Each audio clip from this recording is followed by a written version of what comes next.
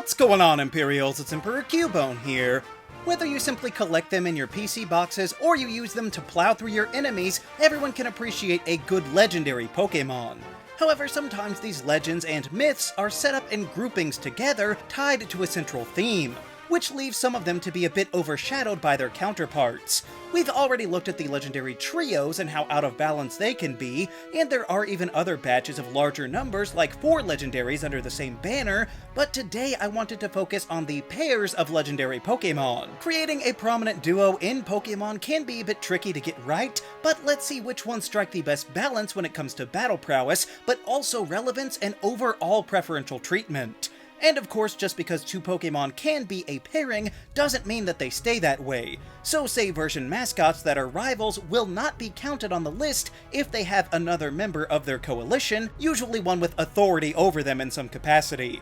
So let's just start with the original duo, Mew and Mewtwo. Now right off the bat it seems a little off balance because one is a plain old legendary and the other is a mythical, so they're usually held to different standards, and it might not be fair to compare them, but they're actually not that far off. Mew is a pure psychic type, and when they tried to clone its DNA, it also gave us a pure psychic type, so there is no type imbalance there. Now it is true that Mewtwo does boast slightly higher stats, but Mew's cool 100 in every category gives it a fighting chance, and of course it's got the bigger move pool, being able to learn every move ever made. But speaking of fighting, it is worth noting that Mewtwo got multiple Mega Evolutions, one of which was a fighting type, which would make it take neutral damage from the psychic type.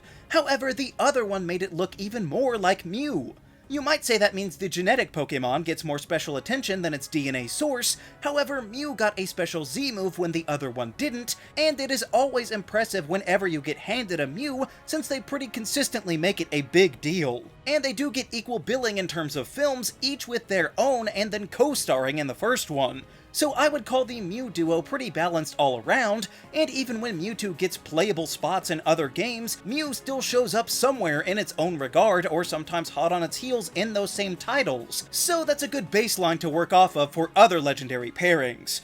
I feel comfortable calling it pretty even for the Lati twins as well. Whenever one gets something, the other one has to get it too. Sure, they might be version exclusive sometimes, but if one gets a distribution, you best believe the other one is getting equal time. And of course they got Mega Evolutions at the exact same time, even basically sharing a model in the games. So the Eon duo are pretty much attached at the hip as far as general exposure over the years, as well they should be, but the combat side isn't really that different either.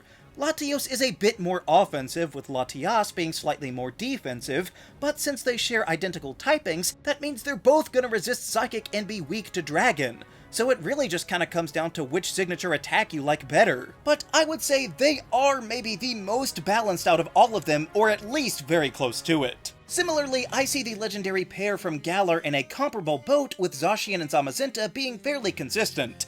Now it is true that Zacian is pretty well agreed upon as the better fighter of the two, with its excessive attack boosts compared to Zamazenta's greater focus on taking hits, but even then it's split across 2 different stats, whereas Zacian only has to worry about the physical side, so that's what gives him an edge. But in other aspects, the heroes of legend are on fairly even footing, because even though one of them is fighting type and the other is fairy, they both gain the steel type, which pretty much cancels it all out, downgrading Fairy to a neutral hit on Zamazenta, but upgrading the fighting to the same neutrality on Zacian. And then they both got nerfed together in Gen 9 for some reason. Maybe it was because Zacian was too dominant, but they did take a step down together. And yes, I did talk about them a bit in the Trios video, but upon reflection, Eternatus does not fill the sort of traditional master role. It is true that these legendary Pokémon did stop the Darkest Day, but that's just more happenstance. Like, just because you used a Tapu Bulu to take down Necrozma, you wouldn't call them related, right? So with a noticeable but workable imbalance in battle, and a more or less identical portrayal in every other way, it has these armored wolves as more or less matching overall. Not too far off, but a little more perilous are Koraidon and Miraidon, since as a duo, they are just a bit more off-kilter. See, both of these slender lizards are part dragon, but then they alternate with the past version having the fighting type, and the future one opting for electric instead. This could have been far worse, since the Violet mascot easily could have been a steel type just by looking at it. But as it is, electric doesn't really help here either, at least not when facing its Scarlet rival, because the dragon type resists electric. Meanwhile, Koraidon gets to pound away at Miraidon with powerful close combat or even Drain Punch, leaving you to hope that your special dragon attacks are enough, because perhaps predictably the high-tech one is geared towards the special side and the prehistoric one prefers the physical side. So despite my liking Miraidon's design better, when they give it Thundershock and Koraidon gets Flamethrower, it's hard to think that they're getting the same care. At least in every other way they're fairly even as far as management goes, so as I said, this is the first one that's really starting to tip to one side. And I know that the Ultra Beasts are not actually legendary Pokémon, I'm not here to have that argument, but since they behave just like legends, I do think it's worth checking out some of their pairings. Now the first pair is the UB02s, that being Buzzwole and Pheromosa depending on your version, and while their stats are a little bit different, they are still both offensively focused bug and fighting types, so pretty much the same, and honestly I kind of expected the Ultra pairing of Stakataka and Blacephalon to be a lot more lopsided. However, the rock typing does make things a little bit better, even if the Ghostly Firework does get its own signature move and the Living Lego Blocks gets nothing, but I would say that the UB04s are even further apart. Celesteela and Kartana both share the Steel type, however one is flying and the other is grass, which is odd since flying beats grass, but the Steel sort of neutralizes that. However, since Celesteela is basically a sentient rocket, it gets access to fire attacks, which Kartana is quad weak to. And somehow Celesteela also learns more grass attacks by level up than the Origami Samurai, which makes it seem pretty neglected. But then again, Kartana is the only Ultra Beast to have trainers designed around it in its space, so I think it's safe to say that they're off balance in both combat and outside attention. Now, back to the real legendaries, I think the next one up the ladder is likely the legendary birds from Johto. A few years ago, this would have been far worse because Lugia seems to have been the favorite child all along. Despite Ho-Oh getting a cameo in the pilot, Lugia got to headline a movie. And then for good measure, Lugia also got to be on the cover of a separate game as a shadow version. Ho-Oh was seemingly lost, only left to lord over the legendary beasts, but now Ho-Oh has a movie under its belt to match, and has seen a lot more inclusion in recent times.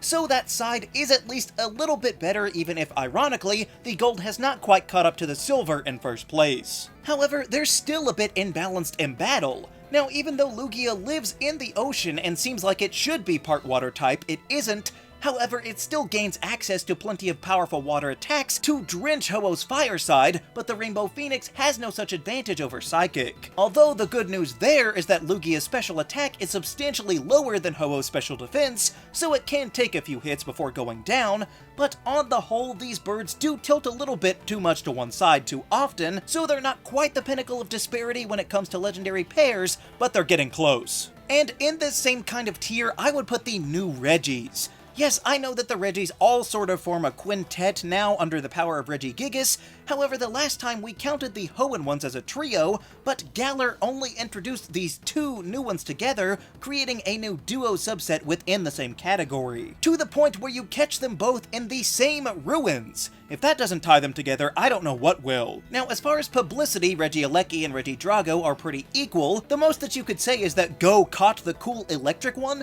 but even if I prefer Regieleki, that's hardly enough. And to be fair, there's not been a lot of time to differentiate them, but the battle arena is where they really split. See, my favorite one is pure electric, but Regidrago, on the other hand, is pure dragon. As we already mentioned, Dragon resists electric, so even the signature Thunder Cage can only do so much when the embodiment of Dragon energy can just shrug it off. And did I mention Regidrago's ridiculous HP stat of 200? So it can sit there for days since Regieleki can learn absolutely zero super effective attacks. So in that regard, I would say these two titans are pretty unbalanced. However, in pretty much the exact opposite way, we have the Sea Guardians as well. You might not have even known that Manaphy and Phione technically count as a recognized duo, especially since they're already related, but they are, and I think that we can already see the problem here. Phione is a weird kind of baby Pokemon that can't even evolve, and is just a weaker version of the much better Manaphy, and of course Manaphy gets a way better deal on having its own movie, and being the central focus of other games like Pokemon Ranger.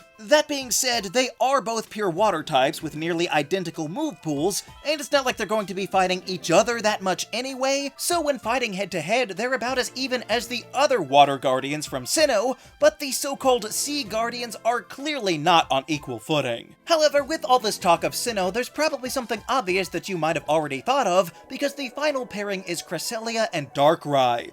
These powerful Pokemon are known as the Lunar Duo, with Cresselia being based on the light side of the moon, and Darkrai embodies the dark side. And if you're saying that that's a bit of a stretch, I'll remind you that in Sinnoh, you find this nightmare creature on New Moon Island, parallel to where you unleash Cresselia, so there are clear connections between these Pokemon. However, they are very clearly not treated with the same respect.